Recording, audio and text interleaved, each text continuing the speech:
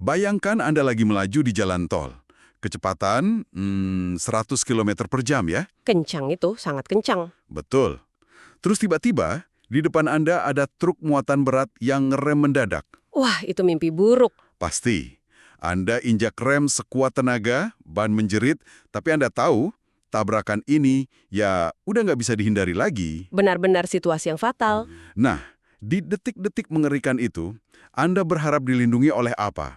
Mobil yang sekokoh tank baja tak tertembus? Atau mobil yang bisa melipat hancur kayak kardus bekas? Tentu saja yang seperti tank. Belum tentu. Selamat datang di sesi analisis mendalam kita hari ini.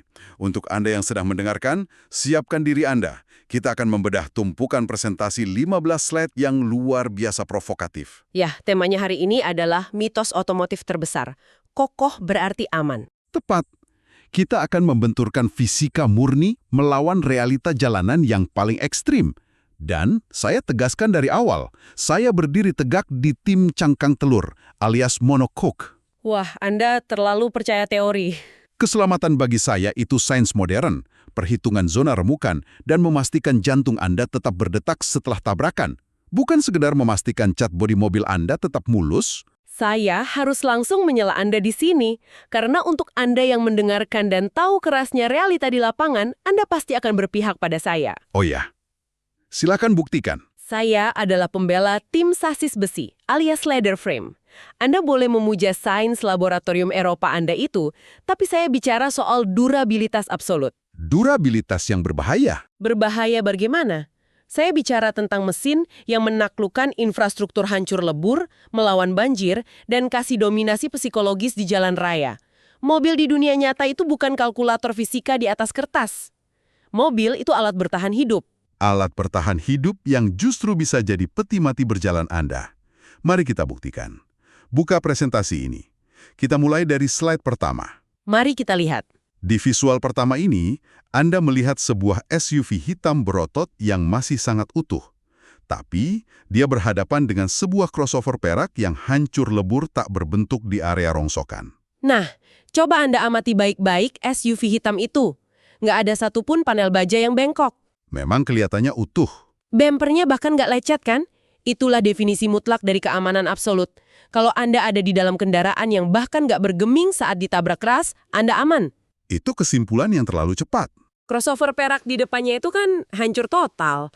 Kalah telak di medan pertempuran jalanan. Crossover itu nggak kalah. Ini nih, salah kaprah terbesar. Ilusi optik yang masih dipercaya jutaan orang. Ilusi bagaimana? Besinya utuh kok. Crossover perak itu sengaja menghancurkan dirinya sendiri secara mekanis.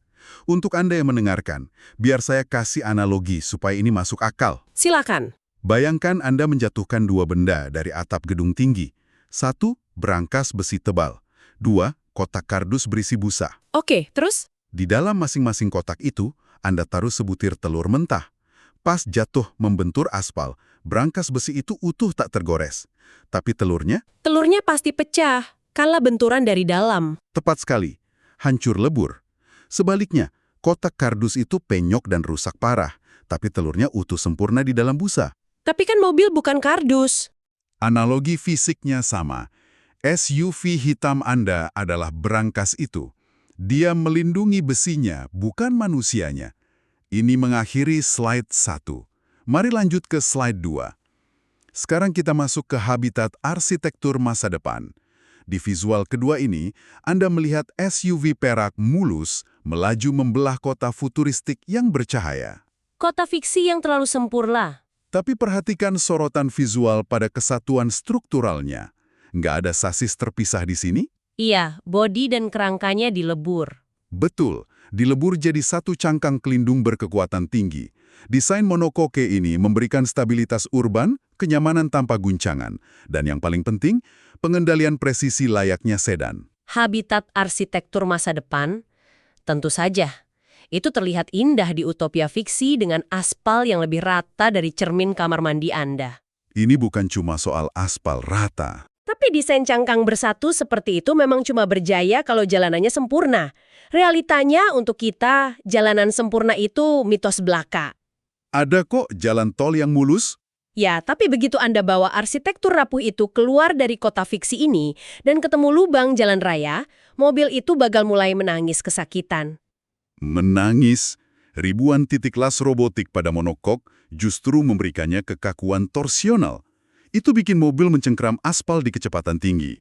Ini bukan soal aspal mulus, ini soal traksi yang bisa menyelamatkan nyawa. Ini mengakhiri slide 2, mari lanjut ke slide 3. Traksi itu nggak ada gunanya kalau jalanannya nggak ada. Coba lihat visual ketiga ini. Inilah dunia nyata. Sebuah Land Cruiser kotor berlumur lumpur pekat. Ya, dia sedang melibas medan off-road yang sangat ganas. Di bawah mobilnya, disorot 2 batang baja tebal paralel dari depan ke belakang. Sasis tangga baja. Betul, ladder frame. Inilah filosofi brute force, kekuatan murni. Sasis ini menerima semua siksaan medan berlumpur, hantaman batu, dan lubang dalam tanpa mengeluh sedikit pun. Tanpa mengeluh. Ya, dia membiarkan kabin di atasnya tetap tenang terlindungi. Tenang dari mana? Itu kan teknologi primitif. Ada pada dasarnya mengendarai kerangka kereta kuda abad ke-19 yang dipasangi mesin. Kereta kuda yang bisa menembus hutan. 2 batang besi paralel itu luar biasa berat, mematikan kelincahan dan mengorbankan efisiensi bahan bakar cuma demi kekuatan murni yang berlebihan. Berlebihan sampai Anda benar-benar membutuhkannya. Maksudnya, Saat Anda terjebak di jalanan tanah liat lintas provinsi yang amblas diguyur hujan deras, Anda pasti bakal berdoa memohon teknologi primitif ini menyelamatkan Anda dari alam liar. Ini mengakhiri slide 3. Mari lanjut ke slide 4. baik, selamat datang di medan pertempuran utama kita hari ini. Fisika benturan murni. Kita lihat siapa yang menang di sini. Mari perhatikan visual crash dummy atau boneka uji tabrak di dalam SUV bersasis besi ini. Perhatikan panah-panah oranye terang raksasa di layar. Panah itu mewakili energi kinetik, kan? Betul, tenaga tak terlihat dari kendaraan seberat 2 ton yang bergerak. Dan coba tebak kemana energi itu pergi saat menabrak. Sasis baja dirancang untuk menahan energi itu. Menahan apa? Hukum kekekalan energi menyatakan energi nggak bisa diciptakan atau dimusnahkan. Dia cuma bisa dipindahkan. Tapi bajanya keras. Justru karena 2 batang baja kebanggaan Anda itu terlalu kaku dan nggak bisa melipat. 100% energi kinetik dari tabrakan frontal nggak punya jalan keluar lain selain merambat secara brutal ke tubuh manusia di dalam kabin. Itu memang efek fisika dasarnya. Inilah kutukan besi keras. Sasis baja Anda praktis jadi tombak yang menghantam dada pengemudinya sendiri. Panah oranye itu menembus lurus melewati sasis baja Anda, langsung menusuk penumpang. Oke. Saya harus mengakui, dan ini peringatan untuk Anda yang mendengarkan, secara sains fisika, jika menabrak tembok beton solid secara frontal, tegak lurus, tanpa sudut sedikit pun, sasis kaku memang jadi pedang bermata 2. Karena besi tidak menyerap energi. Benar, besi nggak menyerap energi dengan baik, jadi energi itu akan merambat ke titik terlemah. Dalam hal ini, ia manusia. Ingat SUV hitam Anda di slide pertama yang bodinya utuh tanpa lecet? Inilah harga yang dibayar. Memang, Mobilnya utuh, bengkel Anda mungkin senang, tapi organ dalam penumpangnya hancur lebur, terkena gelombang kejut energi kinetik tadi. ya tapi mari kita jujur, itu kan skenario tabrakan laboratorium yang sangat ekstrim. Di dunia nyata, Anda jarang menabrak objek tak bergerak secara sempurna 90 derajat. Tapi itu tetap bisa terjadi. Selalu ada sudut, selalu ada defleksi yang membuang energi ke samping. Namun, saya akui untuk kekakuan absolut sasis baja saat melawan tembok beton, ada harga fisik yang mahal. Ini mengakhiri slide 4. Mari lanjut ke slide 5. Karena Anda sudah mengakui mahalnya harga fisik tersebut, mari kita bongkar anatomi kerusakannya di visual ini. Hasil X-ray dari leher boneka uji tabrak, Betul. Lihat, tulang lehernya patah melampaui batas elastisitas anatomis manusia. Inilah trauma servikal atau efek whiplash. itu mengerikan sekali. Sangat mengerikan. Saat mobil besi raksasa Anda menabrak dan berhenti dari kecepatan 80 km per jam ke titik 0 dalam sepersekian detik, tanpa ada zona logam yang melipat, Anda berhadapan dengan deselerasi ekstrim. G-force yang sangat tinggi. Tepat, kepala manusia yang beratnya sekitar 5 kg terlempar ke depan kayak peluru. Leher patah, otak membentur tengkorak dari dalam. Sangat deskriptif. Saya tidak akan membantah fakta medisnya. Berhenti mendadak tanpa penyerapan energi memang mematikan di kecepatan tinggi. Nah, Berarti Anda setuju? Tapi tunggu, coba kita bawa logika Anda kembali ke aspal macet di kota kita. Berapa kali sehari sih Anda memacu kendaraan 80 km per jam dan menabrak tembok beton? Iya, memang jarang, tapi Yang jauh lebih sering dialami pengemudi itu senggolan menjengkelkan, ditabrak sepeda motor dari belakang, atau menyodok pembatas jalan di kecepatan 10 km per jam pas lagi macet. itu kan skala kecil. Justru itu, di skenario harian itu, G-force ekstrim tidak relevan. Dan sasis besi saya memastikan Anda keluar dari mobil tanpa harus manggil ambulans. Memang senggolan 10 km per jam nggak membunuh. Tapi misi utama sebuah mobil adalah menjamin Anda tetap hidup saat hari terburuk dalam hidup Anda terjadi. Tentu, tapi probabilitasnya kecil. Biar probabilitasnya kecil, saat tabrakan parah itu benar-benar datang, Anda nggak punya jaring pengaman. Tubuh Anda secara harfiah jadi bumper penyerapnya. Dan solusi Anda mengorbankan mobilnya. Ya, untuk mencegah manusia jadi bumper, sains harus mengorbankan bajanya. Mari kita lihat pengorbanan jenius tersebut di visual berikutnya. Ini mengakhiri slide 5. Mari lanjut ke slide 6.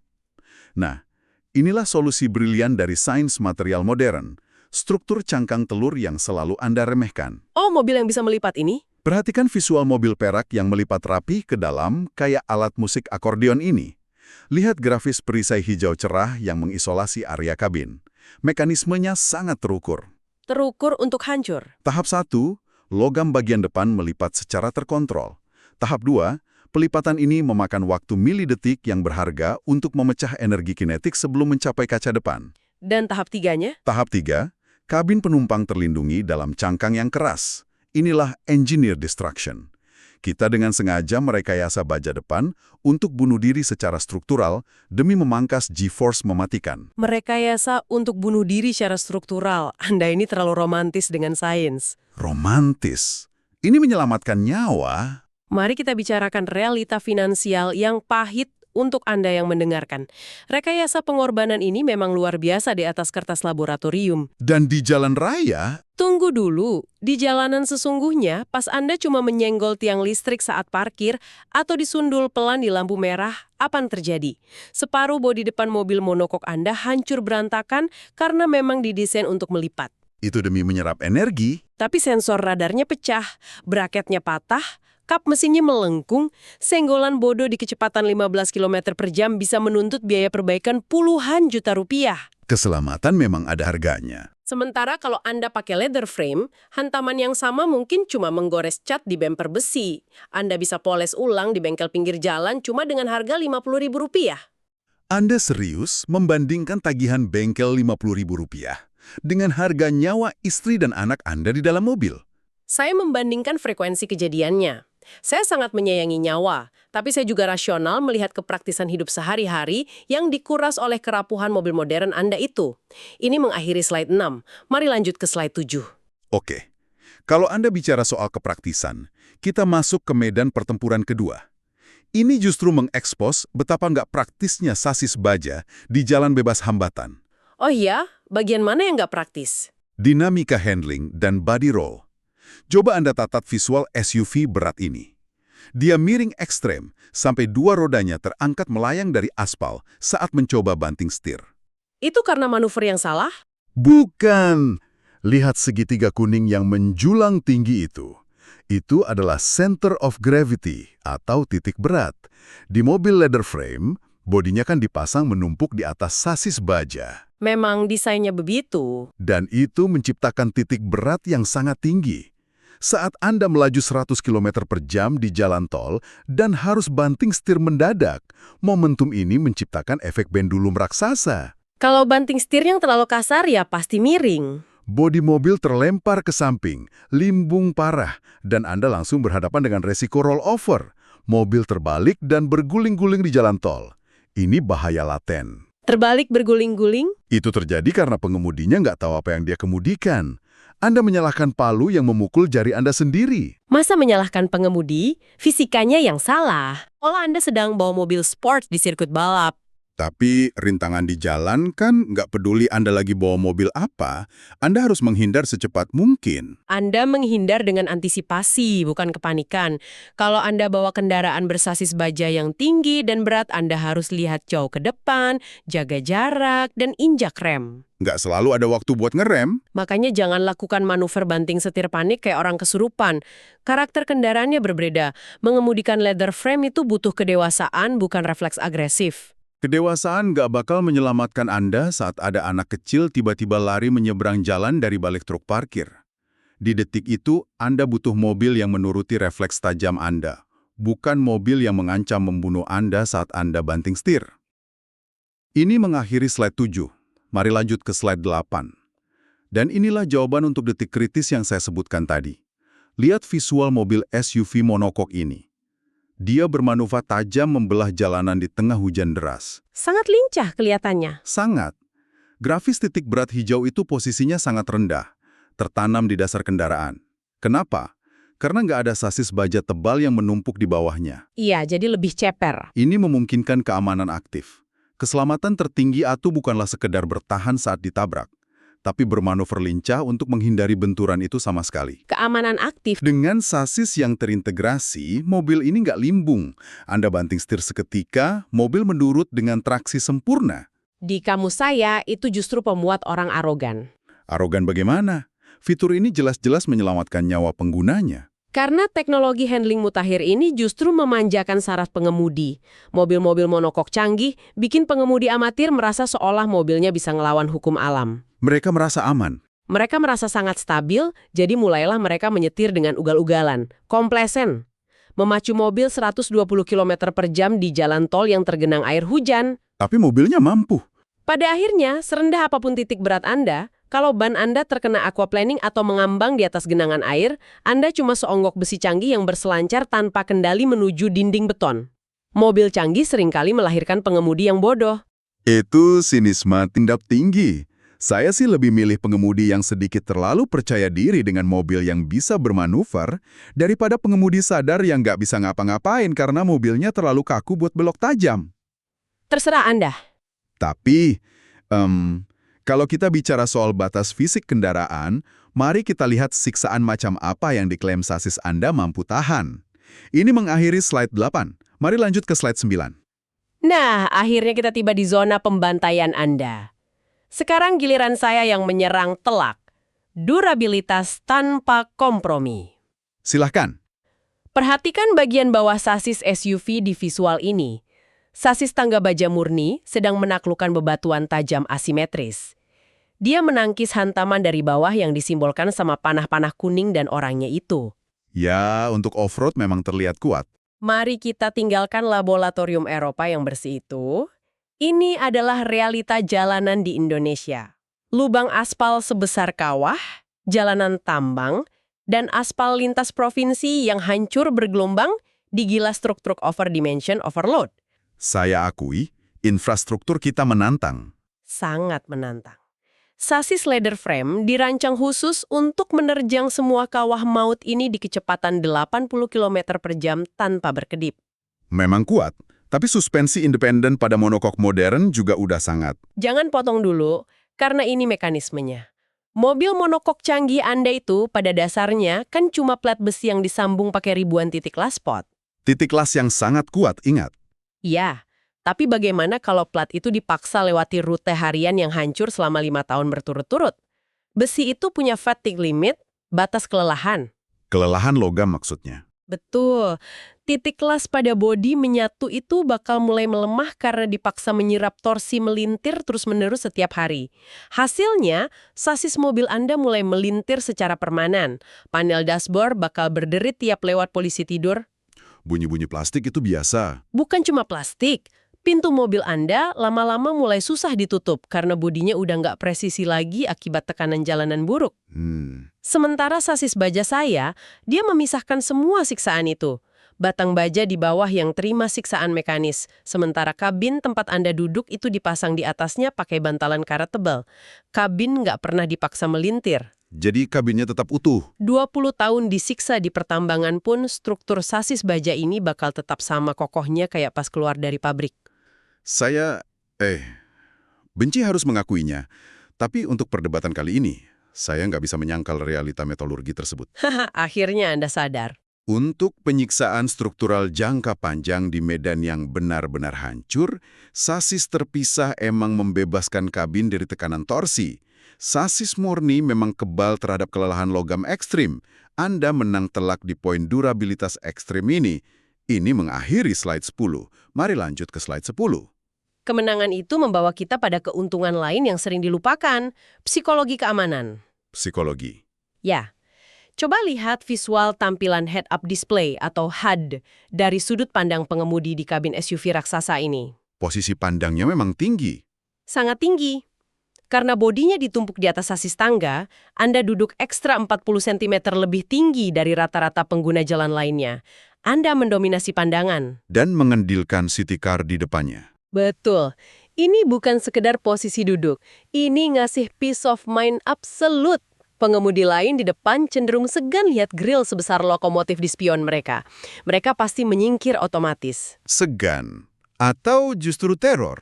Visibilitas tinggi ini juga mengizinkan Anda melihat kemacetan jauh melampaui atap sedan-sedan kecil di depan sana.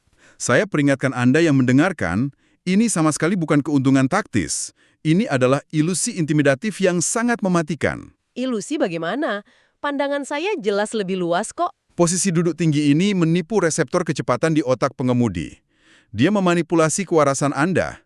Anda merasa kayak komandan tank yang tak terkalahkan, mengintimidasi mobil kecil, lalu menekan gas terlalu dalam. Itu cuma asumsi Anda. Padahal, posisi tinggi itu justru menutupi fakta penting. Secara fisika, Anda sedang memacu beban 2,5 ton yang bakal sangat sulit buat dihentikan. Si intimidatif, saya menyebutnya perlindungan teritorial. Perlindungan teritorial yang bakal jadi bumerang maut saat kendaraan di depan Anda mendadak berhenti, ini mengakhiri slide 10.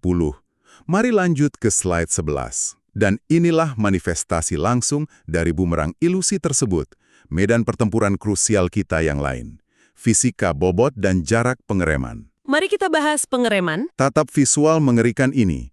SUV raksasa leather frame Anda lagi ngelakuin pengereman panik di jalan tol yang licin terguyur hujan. Bannya sampai berasak. Betul, bannya berasap karena kehilangan traksi.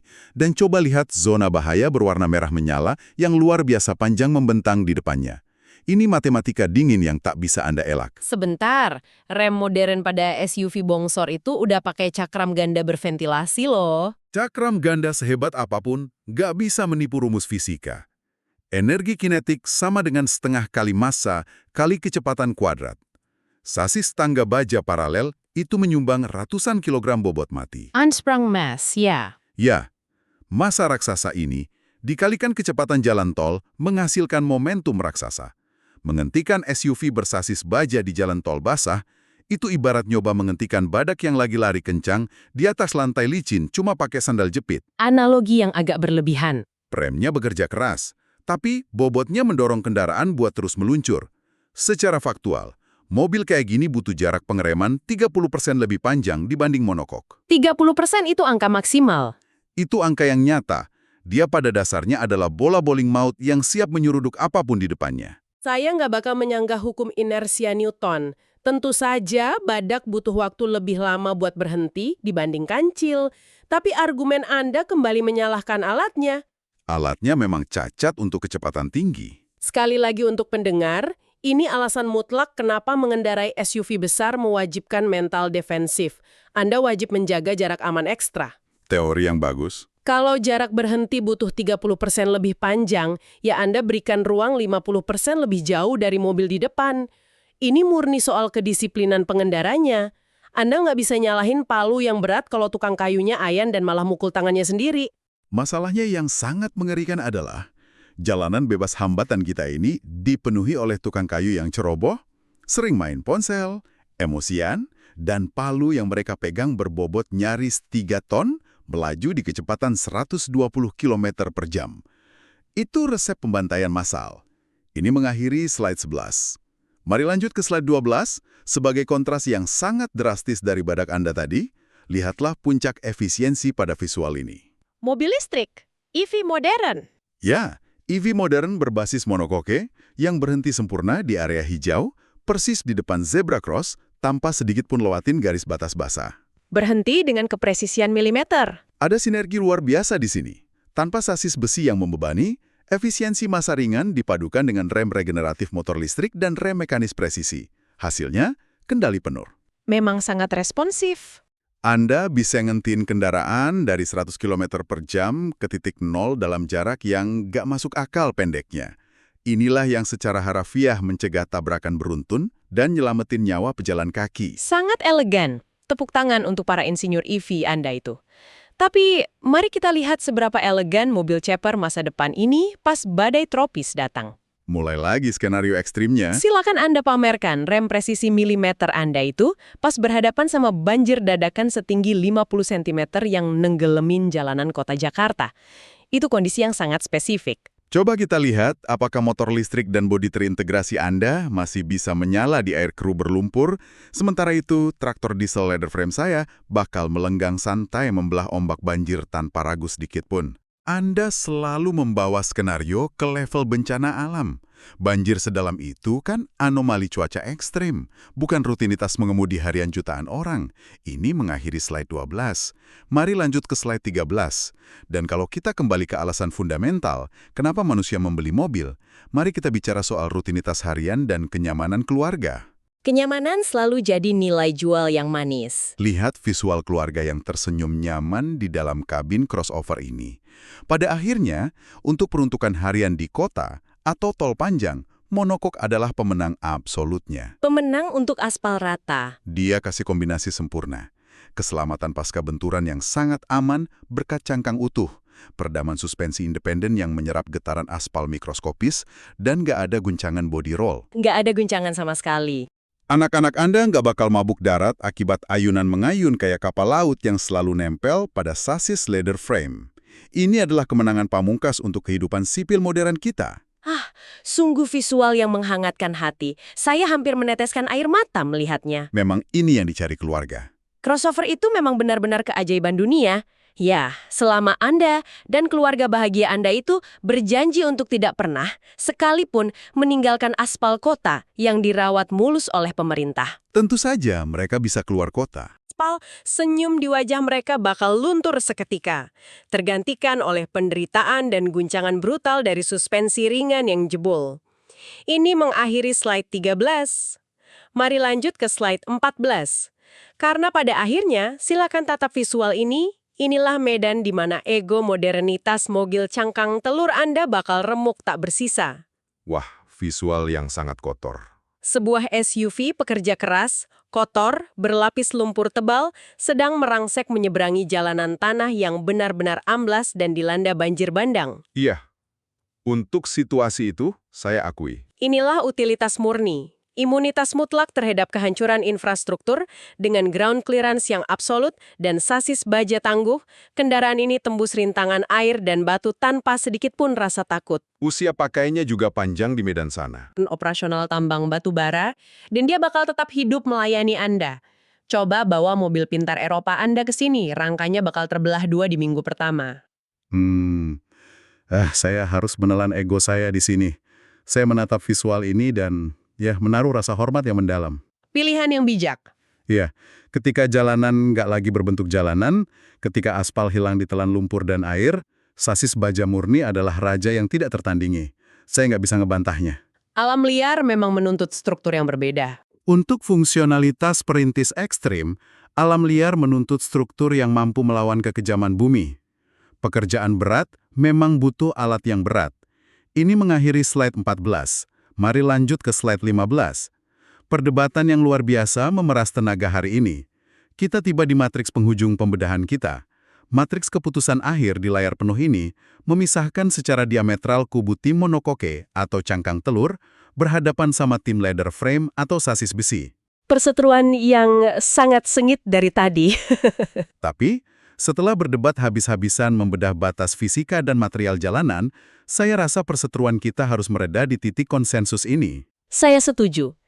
Kesimpulan besarnya untuk Anda yang sedari tadi mendengarkan dan menimbang-nimbang, keselamatan sejati di jalan raya itu bukanlah tentang ego fanatik ngebela satu kubu. Melainkan kecerdasan memilih. Betul, kecerdasan memilih alat mekanis yang paling tepat untuk habitat yang paling sering Anda hadapi sehari-hari. Jadi, kalau hidup Anda 90% dihabiskan di atas aspal kota, jalan tol berkecepatan tinggi, dan prioritas mutlak Anda adalah keselamatan keluarga dari manuver ekstrim serta tabrakan kinetik fatal, maka secara objektif, Anda adalah anggota tim saya, tim cangkang telur.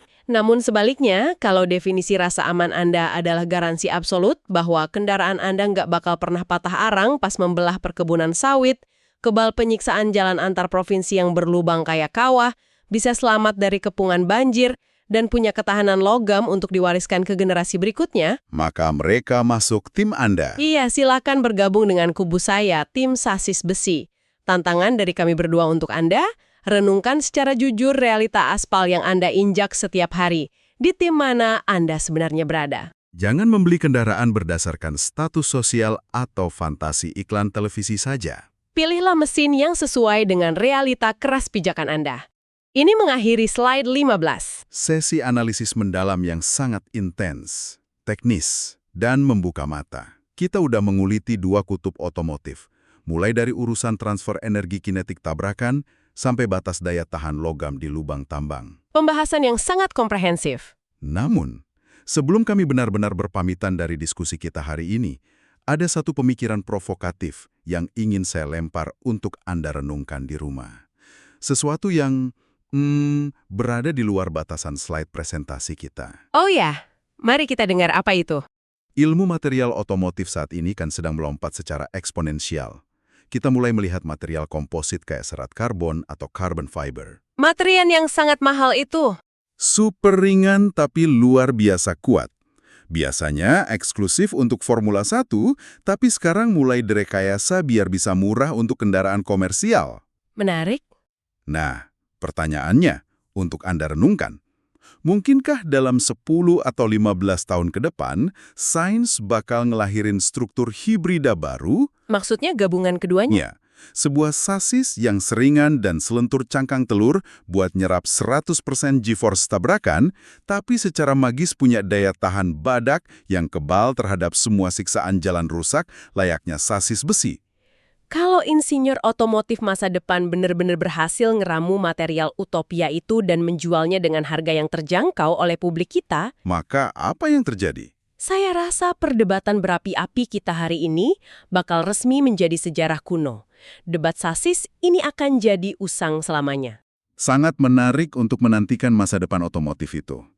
Terima kasih banyak untuk Anda yang udah meminjamkan telinga dan pikiran Anda untuk ngikutin analisis mendalam yang sengit hari ini. Tetap aman di jalan. Teruslah kritis memilih kendaraan, berkendaralah dengan mengukur rasio fisika mobil Anda, dan yang terpenting, selamat sampai di tujuan.